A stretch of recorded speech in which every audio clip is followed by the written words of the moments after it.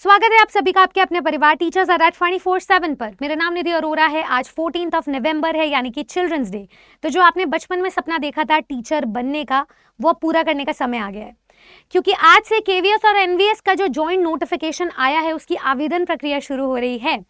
तो अब इस जॉइंट नोटिफिकेशन में ऐसे कौन से बड़े बदलाव हैं या फिर ऐसे कौन से बढ़े हुए पद हैं जो हमें देखने को मिल रहे हैं, ये मैं डिस्कस करूंगी। एंड ट्रस्ट मी, ऐसे 5 बड़े बदलाव आपको कोई और नहीं बताने वाला है, तो इस वीडियो को अंत तक जरूर देखकर जाइएगा। सबसे पहले तो इस नोटिफिकेशन को पढ़कर हमें ये समझ में आया कि 2022 में जो पद थे वर्सेस 2025 में जो पद हैं उसमें कोई खास बदलाव हुआ नहीं है। इनफैक्ट पद बढ़े भी नहीं है। तो ये तो आपको बेवकूफ बनाया जा रहा है कि अगर पद बढ़ गए हैं वाली स्थिति से आप तैयारी कर रहे हो तो, क्योंकि आप देखिए यहाँ पर एनवीएस में जो पहले पद थे वो तो इस बार बढ़ गए हैं, लेकिन केवीएस के जो पद है वो कम हो गए। पर खैर, जितनी हमने इससे पहले रीजनल वैकेंसीज की काउंटिंग करी थी उससे तो हमें पता चल गया था पोस्ट वाइज कि इतने के अराउंड ही पद आने थे। तो टोटल पद आपको कुछ इतने देखने को मिल रहे हैं। इसका मतलब पहले से ऑलमोस्ट 2000 पद जो हैं गायब हो चुके हैं, और इसमें बैकलॉग्स वाले पद भी हैं। तो पहला बदलाव तो ये कि पदों की संख्या कम भी हुई है, इसका मतलब कंपटीशन बढ़ेगा। दूसरी बदलाव के बारे में बात कर लेते हैं। यहां से आपके अब मेजर चेंजेस शुरू होंगे। पूरे तरीके से एग्जाम पैटर्न बदल चुका है। हमें जब जुलाई में केवीएस का ये जो प्रस्ताव आया था पैटर्न चेंज होने का, तब भी पता लग गया था, और ईएमआरएस के नोटिफिकेशन के बाद तो बातें बिल्कुल क्रिस्टल क्लियर हो गई थी। तो देखिए, आपके इस बार दोनों ही पेपर्स 3 चरणों में देखने को मिल रहे हैं। टियर 1 होगा आपका प्रारंभिक परीक्षा यानी कि प्री का पेपर, जो एमसीक्यू बेस्ड होगा। फिर यहाँ से आपके सब्जेक्ट में जितने भी पद हैं वहां से जो 10 गुना स्टूडेंट्स हैं वो पार्ट लेंगे टियर 2 वाली परीक्षा में, यानी कि वहां से छट जाएंगे। टियर 2 की परीक्षा आपकी मुख्य परीक्षा होगी, मेंस की परीक्षा। इसी के मेरिट के मार्क्स आपके फाइनल में काउंट होंगे। इस पेपर में आपको एमसीक्यू बेस्ड क्वेश्चंस भी मिलेंगे और डिस्क्रिप्टिव भी मिलेगा। पहले ऐसा बिल्कुल भी नहीं था। यहाँ से आपके जितने भी पद होंगे उसमें से 1/3 मतलब 3 गुना स्टूडेंट्स इंटरव्यू के लिए जाएंगे, और उतने स्टूडेंट्स फिर इंटरव्यू से शॉर्टलिस्ट होंगे। अब जो आपकी फाइनल मेरिट लिस्ट बनेगी वो उसका 85% होगा आपका टियर 2 की परीक्षा से, यानी कि जो आपकी मेरिट है, और साथ में 15% आपके इंटरव्यू की वेटेज होगी। पर पहले ऐसा नहीं था। पहले आपका 70:30 रेशियो होता था। 70% रिटन टेस्ट, 30% आपका इंटरव्यू होता था, जिसमें 15% डेमो, 15% आपकी पर्सनालिटी। पर खैर, वो सारी चीजें हटा दीजिए। अब ये पेपर पैटर्न है, इंटरव्यू आपका 100 नंबर का होगा। पूरी तरीके से डामाडोल हो गया है। स्टूडेंट्स बहुत ज्यादा परेशान है कि अब क्या करना चाहिए। खैर, मैं परेशानी की समस्या जो निवारण है उस पर बाद में आऊंगी। अब मैं दूसरे बदलाव की डिस्कशन कर लेती हूँ। दूसरा जो बड़ा चेंज देखने को मिला वो है एलिजिबिलिटी। जब इस साल रिक्रूटमेंट रूल्स रिवाइज हुए थे तभी पता चल गया था बहुत चीजें सिस्टमैटिक कर दी गई हैं। तो जरूरी नहीं है कि वो सब्जेक्ट आपका इलेक्टिव हो या एडिशनल हो तो आपका काउंट हो जाएगा।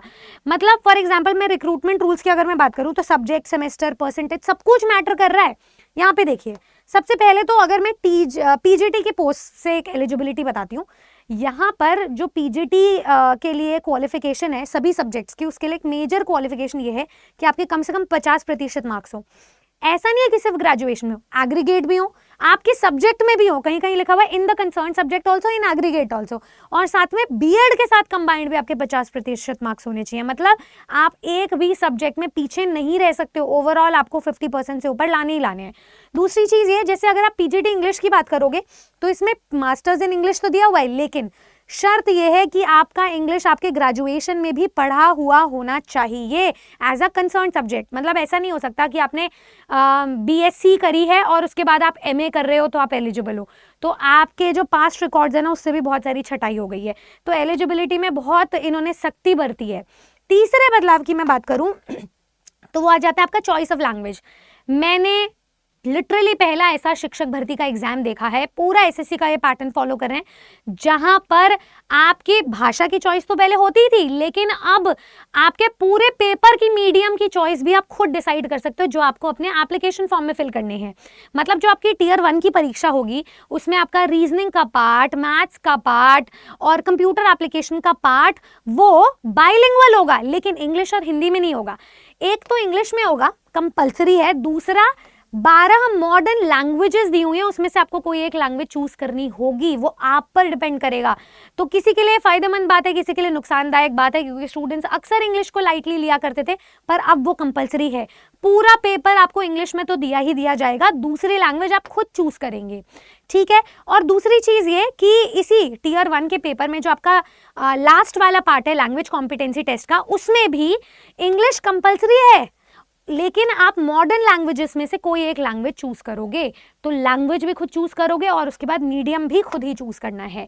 चौथे बड़े बदलाव के बारे में बात कर लेती हूँ। आपका जो लेवल और सिलेबस है उसको भी पूरा डामाडोल कर दिया गया है। जैसे मैं आपको सिलेबस पे लेके चलती हूँ, 2018 में जब केवीएस हुआ था ना, तो इंग्लिश का ही सिलेबस डिस्कस कर लेते हैं, पूरी लिटरेचर आई थी और ग्रामर आई थी।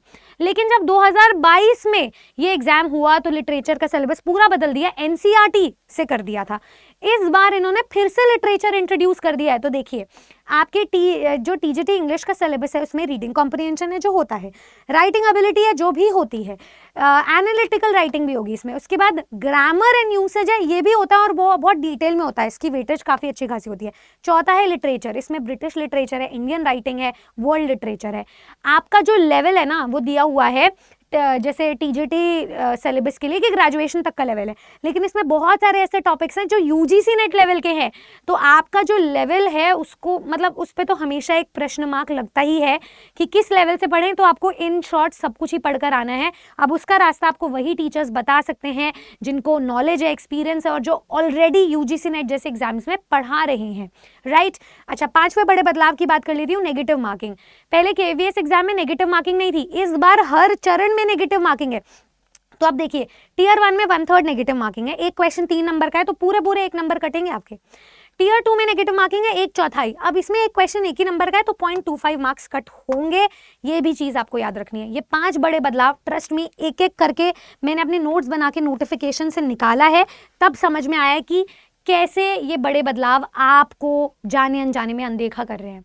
अब आप ये बात ध्यान से सुन लीजिए, कोई भी भर्ती होगी सेंट्रल लेवल की 3 से 4 साल में एक बार आती है, इस बार आपको बहुत बड़ा मौका मिला है। अब मौके पे चौका मारना आपका काम है। अगर मैं एक स्टूडेंट होती और मुझे आज से चिल्ड्रंस डे से शपथ लेनी होती कि मुझे अपने बचपन के सपने को साकार करना है, मैं डेफिनेटली एक ऐसे रिसोर्स से तैयारी करती जो मुझे प्री की भी तैयारी कराए और मेंस की भी तैयारी करवाए। कल मैंने एक सेशन लिया था जिसमें आपको बताया था कि प्री और मेंस में आपको ज़्यादा समय नहीं मिलेगा। तो जो स्टूडेंट सिर्फ प्री की तैयारी से अपना पेपर पास करने का सपना देख रहे हैं, आपकी सारी मेहनत फेल होने वाली है। पर अगर आप एक ऐसे स्टूडेंट हो जिसने ठान लिया कि टीयर 1 टीयर 2 इंटरव्यू सब कुछ क्रैक करके दिखाएंगे, तो आप यहाँ पर बिल्कुल सही जगह पर आए, क्योंकि हमारी पूरी टीचर्स अड्डा की टीम बिल्कुल तैयार है, तैनात है, मौके का इंतजार कर रही थी, मौका वारदात पर मौजूद है आपको आपका केवीएस और एनवीएस एग्जाम क्लियर करवाने में। तो अगर आप यहाँ पर एक सिस्टमैटिक ऑर्डर में तैयारी करना चाहते हो, मैं आपको बता दूं कि आपके सारे बैचेस आउट है सेंट्रल टीचर एग्जाम्स के, केवीएस के, एनवीएस के। आप किसी भी एक बैच में क्लिक करके उसको एनरोल कर सकते हो। अभी आपको चिल्ड्रंस डे स्पेशल ऑफर और डिस्काउंट्स भी मिल रहे हैं, ठीक है। किसी भी एक बैच में जा सकते हो। अगर आप दोनों की ज्वाइंट तैयारी कर रहे हो तो ये सेंट्रल टीचिंग एग्जाम का महापाक भी है जो केवीएस एनवीएस दोनों की तैयारी करवाएगा। आपके बैचेस 1 दिसंबर से शुरू हो रहे हैं। एग्जाम कहीं ना कहीं फरवरी में देखने को मिलेगा, जैसे पिछली साइकिल में देखने को मिला था। ट्रस्ट में आप इससे ज़्यादा देर नहीं कर सकते हो। तो कोई भी स्टूडेंट अगर तैनात है, वेट कर रहा है, अभी बाय नाउ पर जाए। एक डिस्काउंटेड कूपन कोड मैं दे रही हूँ Y449, वो लगाए और मैक्सिमम डिस्काउंट को अवेल कर ले, ठीक है। बैच का प्राइस है आपका 11,000, क्योंकि कंबाइंड एग्जाम है, इसमें कंबाइंड नोटिफिकेशन है। तो आपको ये जो बैच है वो 2363 रुपये का मिल रहा है अभी डिस्काउंट के बाद।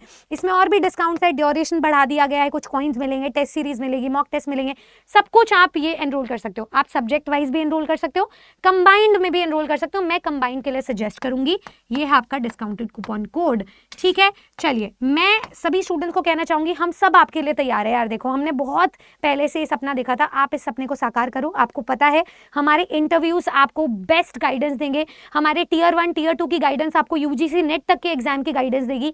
आपको बस एक कदम उठाना है। इसके अलावा आपको कोई और बदलाव दिखा तो मुझे ज़रूर बताना।